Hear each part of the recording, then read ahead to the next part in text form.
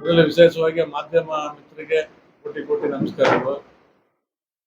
ನಾನು ಇಷ್ಟೇ ವರ್ಷ ಅಂತ ಹೇಳಲ್ಲ, ಕಾಂಗ್ರೆಸ್ ಪಕ್ಷದಲ್ಲಿ ಬಹಳ ನಿಷ್ಠೆಯಾಗಿ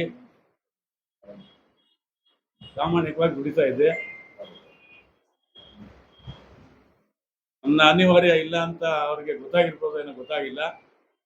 ಕಳೆದ 4 ತಿಂಗಳಲ್ಲೇನೆ DK ಸುರೇಶ್ ಅವರಿಗೆ ಇವತ್ತೇ ನನ್ನ ಮರ್ತ್ಬಿಡಿ, ನಾನು ಪಾರ್ಟಿ ಬಿಟ್ಟು ಹೋಗ್ತಾ ಇದ್ದೀನಿ, ಕಾಂಗ್ರೆಸ್ ಪಕ್ಷ ಬಿಟ್ಟು ಹೋಗ್ತಾ ಇದ್ದೀನಿ, ನಿಮಗೂ ನಮಗೂ ಸಂಬಂಧ ಇಲ್ಲ ಅಂತ ಹೇಳಿದ್ದೀನಿ. ಬರೀ ಎಡಿಸೋದು ಮುಗಿಸೋದಲ್ಲ, ಕೆಲವರು ಯಾರೋ ಮಾಡ್ತಾರೆ, ಎಲೆಕ್ಷನ್ ಡಿಕ್ಲೇರ್ ಆದಮೇಲೆ ಏನೋ 2 ಸಿಕ್ಕೆ 3 ಸಿಕ್ಕೆ ಅವರ ಒಂದು ಸಮಾಧಾನಕ್ಕೆ ಪಾರ್ಟಿ ಚೇಂಜ್ ಮಾಡೋದು, ಇದು ಮಾಡೋದು, ಆ ಥರ ನಾನು ನಡವಳಿಕೆ ನಡ್ಕೊಂಡು ಬಂದಿಲ್ಲ.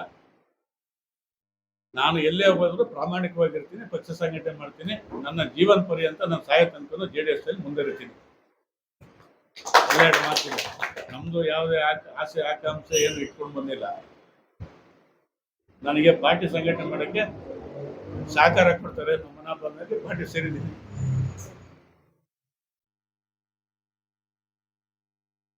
ಕಾಂಗ್ರೆಸ್ ಪಕ್ಷದಲ್ಲಿ ಭಾರಿ ನೋವಾಗಿದೆಯಾ? ಅದು ಎಲ್ಲ ನಿಮ್ಗೆ ಗೊತ್ತಿದೆ, ಅವ್ರಿಗೆ ಗೊತ್ತಿದೆಯಲ್ಲ, ಅವ್ರನ್ನೇ ಕೇಳಿ. DK ಅವರು ಸುರೇಶ್ ಅವ್ರನ್ನು MLA.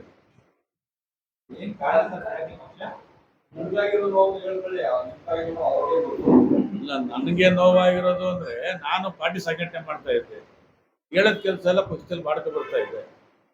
ಅವರು MLA ಆದ್ಮೇಲೆ ನಿರ್ಲಕ್ಷ್ಯ ಮಾಡಿದ್ರು. DK ಶಿವಕುಮಾರ್, DK ಸುರೇಶ್ ಅವರು ಯಾರು ಬೇಕೋ ಅವ್ರಿಗೆ ಇಷ್ಟ ಬಂದಂಗೆ ಅಧಿಕಾರ ಕೊಟ್ಟರು, ಇಷ್ಟ ಬಂದಂಗೆ ಏನೇನೋ ಮಾಡ್ತಾ ಇದ್ದಾರೆ. ಅವ್ರಿಗೆ ನೀವೆಲ್ಲ ಮಾಧ್ಯಮದವ್ರು ನೋಡ್ತಾ ಇದ್ದೀರಿ. ಬೆಳಗ್ಗೆ ಆದ್ರೆ ದುಡ್ಡಿನ ವೈಭವನೇ ನಡೀತಾ ಇದೆ, ಗೌರವದ ವೈಭವ ಎಲ್ಲೂ ನಡೀತಾ ಇಲ್ಲ, ಬರೀ ಹಣಕಾಸಿನ ವೈಭವ ನಡೀತಾ ಇದೆ. ನಾನು ಹೇಳೋದಕ್ಕಿಂತ ನಿಮ್ಗೆ ಗೊತ್ತಿದೆ ಅದು. ನಾವು ಎಲ್ಲೇ ಇದ್ರೂ ಪ್ರಾಮಾಣಿಕವಾಗಿ ನಡ್ಕೊಂಡೋಯ್ತು. ನನಗೆ ಪ್ರಾಧಿಕಾರ ಇನ್ನೊಂದು, ನನ್ನ ಅಧಿಕಾರದ ಆಸೆ ದುರಾಸೆ ಇಲ್ಲ. ನಾವು ಹುಟ್ಟಿರೋದು, ಜೀವನ ಮಾಡೋದು, ನಾವೇನು ನಡವಳಿಕೆ ನಡ್ಕೋತೀವಿ, ನಾವೇನು ಗೌರವ ನಡ್ಕೋತೀವಿ, ನಾವೇನು ಕೊಟ್ಟು ಹುದ್ದೆನ ಸಮರ್ಥ ನಿಭಾಯಿಸ್ತೀವಿ, ಅದನ್ನ ಡಿಪೆಂಡ್ ಆಗ್ತದೆ. ನನಗೆ ಆ ಹುದ್ದೆ ಕೊಡಿ, ಈ ಹುದ್ದೆ ಕೊಡಿ ಅಂತ ಯಾರ ಹತ್ರ ಅರ್ಜಿ ಇಟ್ಕೊಂಡು ಹೋಗಿಲ್ಲ, ನನಗೆ ಅದರ ಅವಶ್ಯಕತೆನೂ ಇರಲಿಲ್ಲ. ಹೌದು, ಅಲ್ಲ, ಪ್ರಧಾನ ಕಾರ್ಯದರ್ಶಿ ಹುದ್ದೆಗೆ ನಾನು ಸುಮಾರು ಮೂರು ಸಾರಿ ರಾಜೀನಾಮೆ ಕೊಟ್ಟಿದ್ದೆ, ನಿಮಗೂ ಎಲ್ರಿಗೂ ಗೊತ್ತು. ಅದು ನಾನು ಆ ಹುದ್ದೆಯಲ್ಲಿ ಇರಲಿಲ್ಲ, ಪಕ್ಷದಲ್ಲಿದ್ದೆ. ಪಕ್ಷದ ಸದಸ್ಯತ್ವಕ್ಕೆ ರಾಜೀನಾಮೆ ಕೊಟ್ಟು ಕುಮಾರಣ್ಣವರ ನೇತೃತ್ವದಲ್ಲಿ, ನಿಖಿಲ್ ಗೌಡ್ರ ನೇತೃತ್ವದಲ್ಲಿ, ನಮ್ಮ ಮಂಜೂರ ನನ್ನ ಆತ್ಮೀಯ ಸ್ನೇಹಿತರು, ಮಾಜಿ ಶಾಸಕರು ಅವ್ರ ನೇತೃತ್ವದಲ್ಲಿ, ಅದರಲ್ಲೂ ದೊಡ್ಡಗೌಡರು, ಈ ದೇಶದಲ್ಲಿ ಹೆಸರು ಮಾಡಿದವರು, ಅವ್ರದ ಒಂದು ನೇತೃತ್ವದಲ್ಲಿ ನಾನು ಪಕ್ಷ ಸೇರ್ಪಡೆಗೆ, ಕುಮಾರಣ್ಣ ನಮ್ಮನೆಗೆ ಬರ್ತೀನಿ ಅಂತ ಹೇಳಿದ್ರು. ಇಲ್ಲ ಅಣ್ಣ, ನೀವು ಎಲೆಕ್ಷನ್ ಇದೆ, ನೀವು ಚುನಾವಣೆ ಮಾಡೋದನ್ನ ಕೊಡೋ ಅವಶ್ಯಕತೆ ಇಲ್ಲ, ನಾನೇ ನಿಮ್ಮ ವಿರುದ್ಧ ಬರ್ತೀನಿ ಅಂತ ಹೇಳಿ ನಿನ್ನೆ ಅವ್ರ ಮನೆಗೆ ಭೇಟಿ ಮಾಡಿ ಮಾತುಕತೆ ಮಾಡಿ ಪಕ್ಷ ಸೇರ್ಪಡೆ ಆಗಿದ್ದೀನಿ.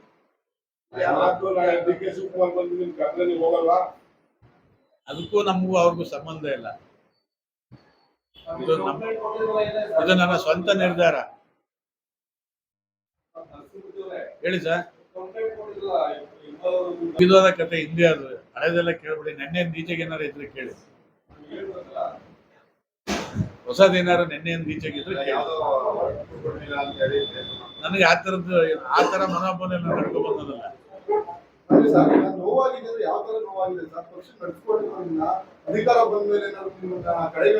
ಇಲ್ಲ, ನನಗೆ ಅಧಿಕಾರ ಇಲ್ಲದೆ ಹೋದಾಗ ನಾವು ಪಾರ್ಟಿ ಕಟ್ಟಿದ್ದೀವಿ, ಕಾಂಗ್ರೆಸ್ ಪಾರ್ಟಿ ಕಟ್ಟಿದ್ದೀವಿ. ಅಧಿಕಾರ ಅನ್ನೋ ಪ್ರಶ್ನೆ ಬರಲ್ಲ. ಅಧಿಕಾರ ಇವತ್ತು ಇರ್ತದೆ, ನಾಳೆ ಬೈತದೆ. ಅಧಿಕಾರ ಅನ್ನೋ ಪದ ಯಾಕೆ ಬಿಡ್ತದೆ? ನೀವೇ ನೋಡ್ತಾ ಇದ್ರಲ್ಲ, ಎಲ್ಲ ದುಡ್ಡಿನ ವೈಭವ ಆಗ್ಬಿಟ್ಟಿದೆ, ಹಣಕಾಸಿನ ವೈಭವ ಆಗ್ಬಿಟ್ರೆ ಇನ್ನೇನು ಇಲ್ಲ ಅಲ್ಲಿ. ಯಾವುದು? ನಾನು ಆ ಥರ ಏನೂ ಇಲ್ಲ. ಉಮೇಶ್ ಅಣ್ಣವ್ರಿಗೂ ಗೊತ್ತಿದೆ. ನಾನು 1 ವಾರ ಹೇಳಿದೆ ಅವರಿಗೆ, ನಾನು ಬರೋದ್ರಿಂದ ಯಾರೇನೋ ಒಬ್ಬ ವ್ಯಕ್ತಿ ತೊಂದರೆ ಆದ್ರೂ ನಾನು ಪಕ್ಷ ಸೇರ್ಪಡೆ ಆಗಲ್ಲ. ನಾನು ಪಕ್ಷಕ್ಕೆ ಸೇರ್ಪಡೆ ಆಯ್ತಾ ಇರೋದು ಸಂಘಟನೆ ಮಾಡೋಕ್ಕೋಸ್ಕರ ಅಂತ.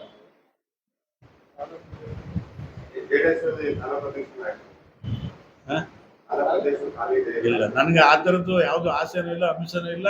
ನಾನು ಯಾವ್ದನ್ನು ಆ ಥರದ್ದು ಏನಾರ ಹೇಳ್ಕೊಂಡು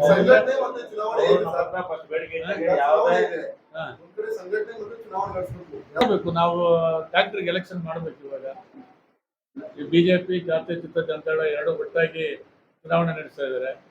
ನಾವು ಡಾಕ್ಟರ್ ಮಂಜುನಾಥ್ ಅವರಿಗೆ ನಿನ್ನೆಯಿಂದ ಕ್ಯಾನ್ವಸ್ ಮಾಡ್ತಾ ಇದ್ದೀನಿ. ನಾನು ನಿನ್ನೆ ಬೆಳಗ್ಗೆಯಿಂದ ಸೇರ್ಕೊಂಡು ಅರ್ಧ ಮುಕ್ಕಾಲು ಗಂಟೆಗೆ ಕ್ಯಾನ್ವಸ್ ಸ್ಟಾರ್ಟ್ ಮಾಡಿದ್ದೀನಿ. ನಾನು ಯಾವಾಗಲೂ ಕೂತ್ಕೊಂಡಿರೋ ಮನಸ್ಸ ಅಲ್ಲ. ಹೇಳಿ ಸರ್. ನಿನ್ನೆಯಿಂದ ಈಗ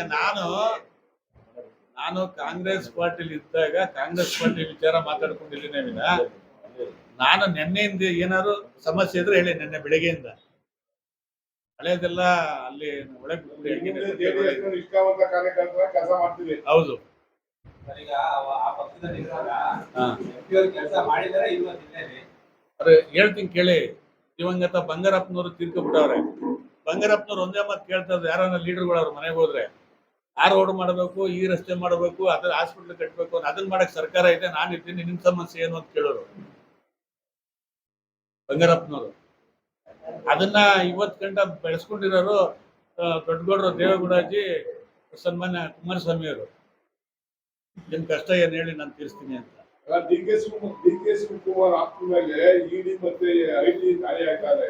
ನಿಮ್ಗೆ ಏನಾರ ಭಯ ಇದೆಯಾ? ನನ್ನ ರೈಡ್ ಆಗತ್ತೆ ಅಂತ? ನನಗೆ ನಂದು ಹೇಳ್ತೀನಿ ಕೇಳಿ, ನನ್ನ ಹತ್ರ ಯಾವ್ದು ಆಸ್ತಿ ಇಲ್ಲ, ಹಣ ಇಲ್ಲ. ನನ್ನ